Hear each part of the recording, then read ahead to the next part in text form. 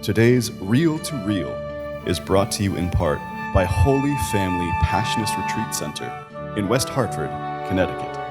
Join us for a day, evening, or weekend retreat from now through June to nourish your spirit and renew your faith. For more information on men's and women's retreats, visit our website, holyfamilyretreat.org. Coming up on this edition of Real to Real. As the world and Western Massachusetts community mourns the death of Pope Francis, we will have local reaction to his death and speak to a longtime Vatican reporter on what will happen in the church now. We'll tell you how the proposed Religious Workers Protection Act would impact our diocese. I'm Carolee McGrath. I'll have the story coming up.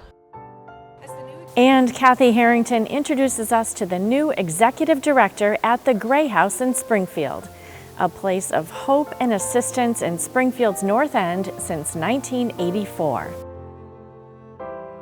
These stories and more are just ahead on Real to Real.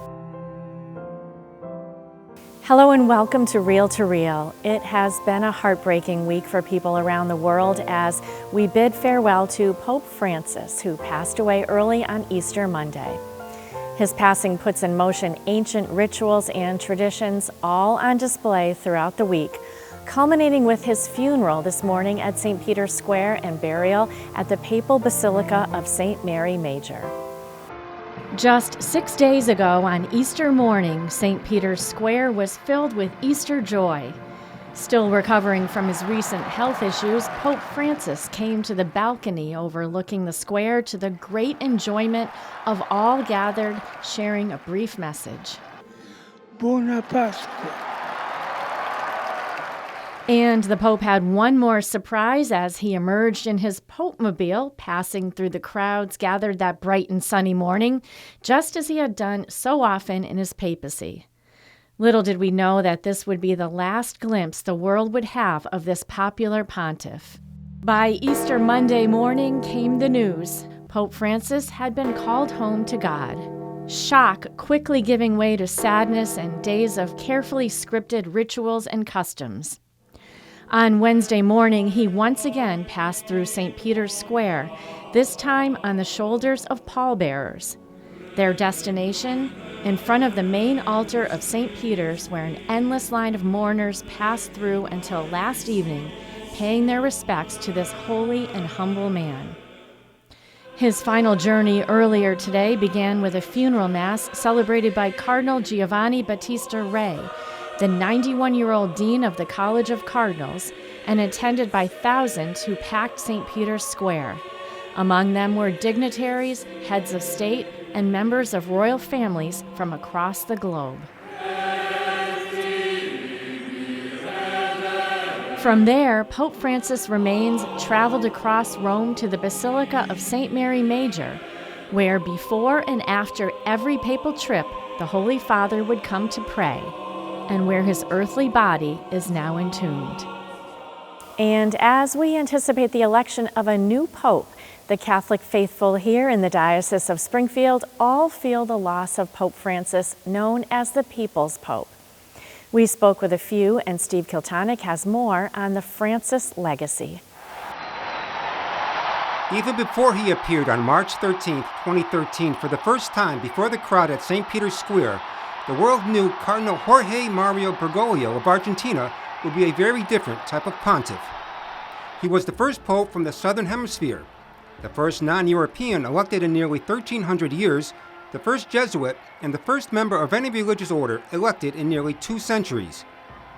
Bergoglio also became the first pope to take the name Francis, after St. Francis of Assisi, whom he called the man of poverty, the man of peace, the man who loves and protects creation. Preghiamo per tutto il mondo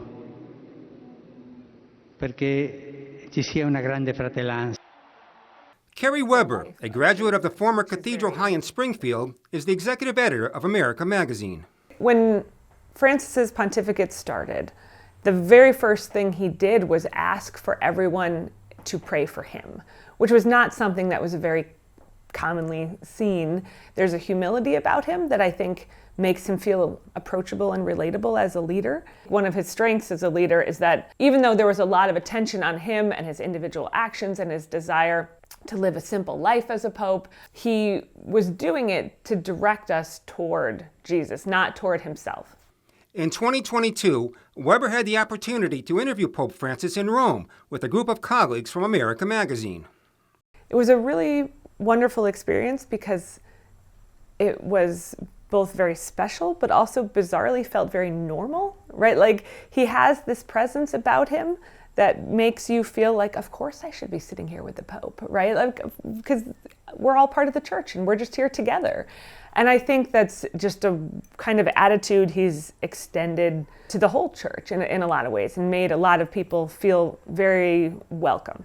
That same welcomeness was extended to Springfield Bishop William Byrne, who met the Holy Father while in Rome during a new bishop's orientation several years ago.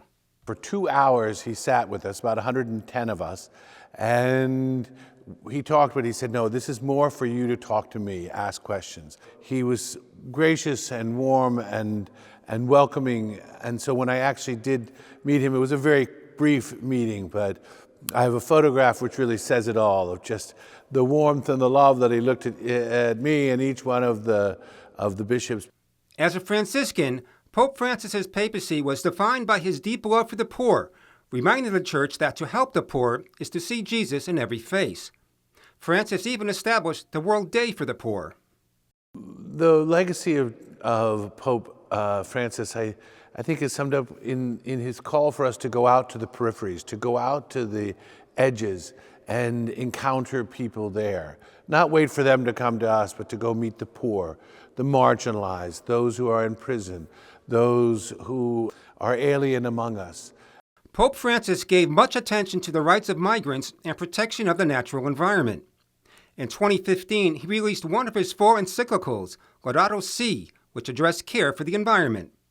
A second encyclical, Fratelli Tutti, called for a renewed emphasis on human fraternity and social friendship and addressed the importance of welcoming migrants and refugees, stating seeking a better life is a universal right. Francis visited over 60 countries during his pontificate, which reflected a dedication to a global church. Wherever he went, Pope Francis was received with a great deal of enthusiasm. But he also generated controversy, and at times confusion, when he spoke off the cuff to journalists on interreligious issues, the LGBT community, or conflict between countries. At his first press conference, Francis commented, "Who am I to judge?" when asked about homosexuality in the priesthood. The Vatican also hosted 5 synods or listening sessions. During one session, the non-liturgical blessing of same-sex couples was allowed. One of the things that I think Pope Francis really offered the church was a space for difficult conversations. And maybe they weren't always started in the way everybody would have liked, but it meant that we were talking about things that were important to the church, to the world, and hopefully talking to each other. During his visit to Rome, Bishop Byrne asked Francis how he should address the LGBT community despite theological challenges with certain aspects of that lifestyle. He said, everybody, tutto, are welcome into our church. He said, everybody, we just have to leave our flags outside, that we all meet inside as family, as brothers and sisters, as children of God seeking the mercy and love of God. Michael McGravy is an assistant professor of religious studies at Elms College. The product of a Jesuit education, McGravy attended Canisius High School in Buffalo. He recalled the joy he felt the day Francis became Pope. I remember friends and teachers just having a moment of shock to say, oh my gosh, we're connected to this. To see this person who comes from this humble origin of being a member of the Society of Jesus to then taking the lead as Pope, it'll stick with me forever. McGravy discovered something unique in Pope Francis that set him apart from his predecessors. He's really encouraged community among Catholics and then community in a religious dialogue. I find strength in the fact that he addresses more than just the religious aspects of our society, from everything from global climate change to the need to care for the least among us. In 2015, Pope Francis visited the United States, where he became the first pope to address a joint session of Congress. He urged lawmakers, many of whom were also immigrants, to show more openness in accepting immigrants. Francis also spoke at the United Nations and convened a World Meeting of Families in Philadelphia, emphasizing his staunch support of marriage and the sacredness of every human life. While his legacy will be debated among Catholics and church hierarchy for years, there is no doubt that Pope Francis gave a new energy to millions of Catholics and reshaped the faith to make it more inclusive. He transformed the image of the pontificate into one of a pastoral minister, based on personal encounters and strong convictions on mission, poverty, immigration, and dialogue. He has challenged us to love with the heart of Christ, to see with the eyes of our Lord, to be a community that welcomes, that serves, that loves, and that heals. We are called to be, as he said, the field hospital, of which we meet people to bring them healing. And that's what we're called to be as the Catholic Church. It's fitting that Pope Francis, the first Jesuit pope, will be laid to rest at his request in the Basilica of St. Mary Major in Rome, where St. Ignatius Loyola, the founder of the Jesuits, celebrated his first Mass as a priest and where Francis prayed more than 100 times during his pontificate. For Real to Real, I'm Steve Kiltonic. Joining me now is Cindy Wooden, Rome Bureau Chief for Catholic News Service, with insight into what is next for the papacy. Cindy has been reporting on the Vatican and the Catholic Church since 1989 and has traveled around the world covering the last 3 popes. Hi, Cindy, and thank you so much for joining us during what I can only imagine must be such an incredibly busy time for everyone connected to the Catholic Church in Rome. Hi, it's nice to be with you. It's busy, it's crazy. There are tens of thousands of people around paying tribute to the late Pope Francis and praying for the future of the church and for the Holy Spirit's inspiration for the cardinals who are gathering here in Rome. It's a busy, interesting time. Now, with Pope Francis being laid to rest today, I think the next question that we all have is, what is the next step? What happens next at the Vatican? There is a 9-day period of mourning. And that's basically the focus of what's going on at the Vatican. 9 days with a special Mass each day, kind of focused on different groups. One focused on the Diocese of Rome, one on the Eastern churches, one on the Roman Curia. But these Masses are open to the general public and will be broadcast live, but each Mass has a special focus. So what do the cardinals discuss prior to the conclave? The cardinals who have been arriving in Rome begin to meet each day and talk about the current state of the church, the future needs of the church, the qualities that they would look for in the next pope, just kind of evaluating where things stand. Is there any sense from around the square, the buzz, if you will, as to what region the next pope will come from? The thing is, like, these lists that you see tend to be based on what journalists say to one another. And I've never met a cardinal who would dare talk about a person he thinks would be the next pope. I mean, it's just not done. Right, so even though you say there's no official list, one of the cardinals who was on the unofficial list circulating around, you actually wrote a book about, a cardinal originally from Manila. What can you tell us about him? I wrote a biography about Cardinal Tagle while he was still the Archbishop of Manila, before Pope Francis brought him here to the Vatican. I mean, they would call him the Asian Pope Francis, a person with a very humble lifestyle, very close to the poor, that kind of thing. All right, well, there is definitely a lot that we will be learning in the coming days as we wait for the white smoke to appear with the answer to the question, and we will certainly miss Pope Francis. And we also send our best to you and the staff at Catholic News Service as you report on this historic event in the Catholic Church. Thank you so much, Cindy Wooden, for offering your insight today. Thank you. It was a pleasure, and God bless you all. And you can read more on Cindy Wooden's insightful coverage from the Vatican at iobserve.org, where we will also have a link to her book. And still to come on Reel to Real, religious workers here on visas could be facing challenges in staying here in the United States. Carolee McGrath will have more on that. And Kathy Harrington reports from the Gray House, where they recently named a new executive director for this beloved and valuable neighborhood center. It's all still to come on this edition of Reel to Real. Today's Reel to Real is brought to you in part by Holy Family Passionist Retreat Center in West Hartford, Connecticut. Join us for a day, evening, or weekend retreat from now through June to nourish your spirit and renew your faith. For more information on men's and women's retreats, visit our website, holyfamilyretreat.org.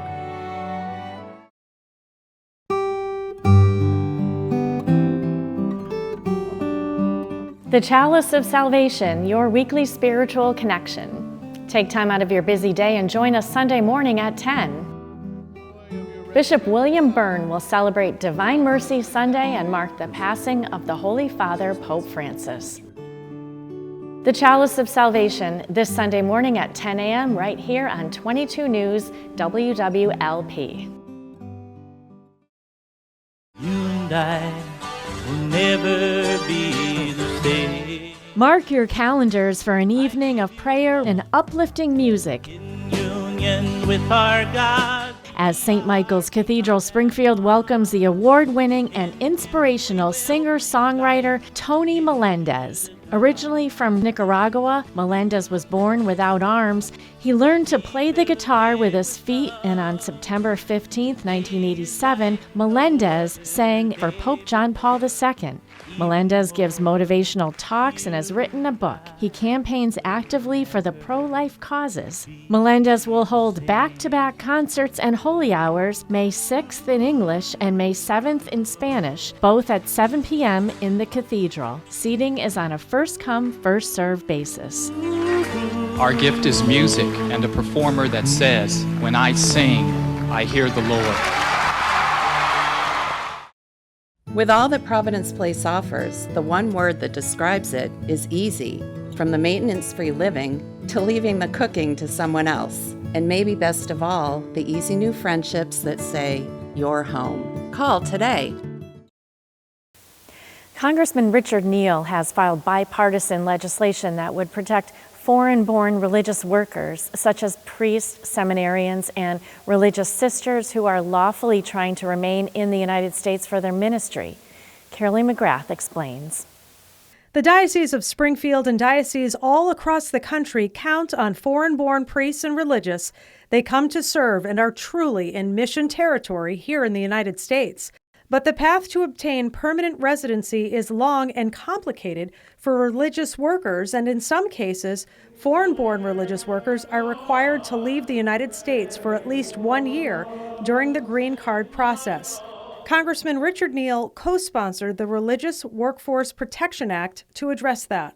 This legislation would allow some discretion to the Homeland Security Secretary for the prescribed purpose of granting them leave to stay here while their application is being processed. So with this new legislation, the Religious Workforce Protection Act, this would allow the religious workers who are here on an R1, who are in the green card process, meaning their employer has already begun the process of sponsoring them for a green card, that they can continue to extend their religious worker status so that they can lawfully stay in the United States. As it stands now, those under the temporary R1 status have 5 years to obtain permanent residency. If time runs out, they must leave the country for a year before they can apply for a new R1 visa in the hope of returning to their position in the United States while they continue to wait for their green card. Some of the people that we have in this diocese, I know, like many dioceses, we've come to rely on foreign-born religious workers, and they are well-loved and doing amazing work and important work in the diocese, and so we'd like to keep them here throughout their green card process. The USCCB is also backing this legislation, noting that our foreign-born priests and religious could face up to a 10-year wait for permanent residency due to a backlog in the system. We have some fine priests and religious sisters who come from mostly Africa to come and serve our people, and so they need to have the option to be able to stay here, not have to return needlessly to their country with great expense, but then they're here to serve, they're here to give, and so we wholeheartedly endorse this bipartisan bill. A companion bill has been filed in the U.S. Senate. Reporting for Real to Real, I'm Carolee McGrath. And as Carolee referenced, the United States Conference of Catholic Bishops voiced their support for this bipartisan legislation. In a letter issued on April 10th, Archbishop Timothy Broglio, president of the USCCB, and Bishop Mark Seitz, chairman of the USCCB's Committee on Migration, stated, "We would not be able to serve our diverse flocks, which reflect the rich tapestry of our society overall, without the faithful men and women who come to serve through the Religious Worker Visa Program." They went on to state that, simply put, an increasing number of American families will be unable to practice the basic tenets of their faith if this situation is not addressed. Likewise, hospitals will go without chaplains, schools will go without teachers, and seminaries will go without instructors. I'm Nick Morganelli. Join me next week as we travel to Franklin County to wrap up our series, diving deep into the diaconate. Finally today, when the Gray House launched a recent search for a new executive director, they realized they didn't have very far to go. She was working right there as the education director for the 41-year-old neighborhood agency. Isabella Brady Prankis has the energy to carry on the mission begun by the Sisters of St. Joseph with the goal of providing food assistance, after-school youth services, and adult education in the north end of Springfield. Kathy Harrington has her story. This line of cars extends onto Main Street in Springfield's north end. They're heading to the Gray House at 22 Sheldon Street, where the market is open from 9 to noon every Thursday. Efficient curbside food distribution, begun during COVID, continues at the food pantry, reaching about 13,000 families each year. So our biggest program is our emergency food assistance program. Right now we're serving anywhere between 500 and 550 families. Just on Thursday. And in that 3-hour span, that's, and it's increasing every single week. Isabella Brady Prankis is enthusiastic as she talks about the Gray House. Recently appointed as executive director of the 41-year-old agency, her passion mirrors that of its founders. I am. So I've heard the story so many times, and I always admire the story.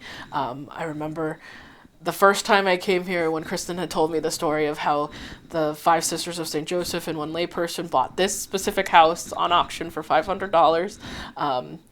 It was amazing to hear. Decades later, the Sisters of St. Joseph are still involved. Sister Jane loves to come and work with the kids, so she's definitely still very much a guardian angel and very much involved with what we do. I would say all of the Sisters of St. Joseph are involved. Brady Prankis arrived at the Gray House 3 years ago, serving as the education director. I step foot here, I love it here. I have always sort of been in the role of helping and assisting and wanting to sort of help change people's lives. Born in eastern Massachusetts, Brady Prankis and her brother moved to Longmeadow after the deaths of their parents. A graduate of Western New England University, she's active in the Young Professional Society of Greater Springfield and seeks to include her peers at the Gray House. I want to make sure we're reaching individuals who are entering the workforce and providing them with places to serve their community. And I want to just sort of ensure that our history continues into the future. Volunteers keep the Gray House going. Teams from local businesses work the food distribution days, tutor adult English language learners, and help Kids Club members with their homework after school. We serve low-income families specifically. They have to be residents of Springfield. So our kids are ages 7 to 12, which is grades 2 through 5. Academics don't take a summer vacation. The Kids Club spends it learning and experiencing new things. It's a little bit more fun-focused, but we also do focus on literacy for an hour a day. And oh, the places they will go to experience farm life, the Lupa Zoo, Connecticut Science Museum, the arts, and gardening. The community pitches in when the Gray House collects and distributes winter coats. This year, nearly 800 collects and distributes turkeys and the fixings at Thanksgiving. And then there's Christmas. Every single year, we work with schools, shelters, to gather a list of the most vulnerable children in their programs or in their schools. So last year, we served 1,500 kids. As the new executive director settles into her role, she faces a big challenge. Their North End Victorian house needs a new roof. A lot of the projects that we need are just capital improvements that allow us to continue to do the work that we do. Our roof is definitely one. We definitely need a roof over our head to continue the work that we do even on the first floor. Brady Prankus won't be alone in that challenge. She's got support from donors, the Sisters of St. Joseph, Board of Directors, business community, and the annual Catholic Appeal. I'm Kathy Harrington for Reel to Reel. And in the spirit of the late Pope Francis, you can help the Gray House, along with numerous other agencies and ministries right here in Western Massachusetts, by making your generous donation to the 2025 Annual Catholic Appeal. Your generosity allows them to provide valuable services to those in need. Consider making a donation to the ACA today in your parish, or by calling 413-452-0670, or through a link at diospringfield.org/ACA. And thank you so much for your support. And for this week, that's Reel to Reel. Be sure to follow the latest news of the Catholic Church, both right here in Western Massachusetts and around the world, on our news and information website, iobserve.org. There you will find articles prepared by our Catholic Communications reporting team and our partners at Our Sunday Visitor. That's iobserve.org. We are also on Facebook, so follow us there at Catholic Communications. And for our viewers on 22 News, WWLP TV, be sure to tune in to the Chalice of Salvation tomorrow for Bishop Burns' celebration of Divine Mercy Sunday, with a special intention remembering Pope Francis. That's tomorrow morning at 10 for a very special Chalice of Salvation. And another programming note, due to NBC's sports coverage of the Kentucky Derby, we will be off next Saturday here on 22 News. All of our other channels will see an encore edition. I will be back in 2 weeks for another edition of Reel to Reel, your window on the world around you. We leave you now with a video montage remembering Pope Francis.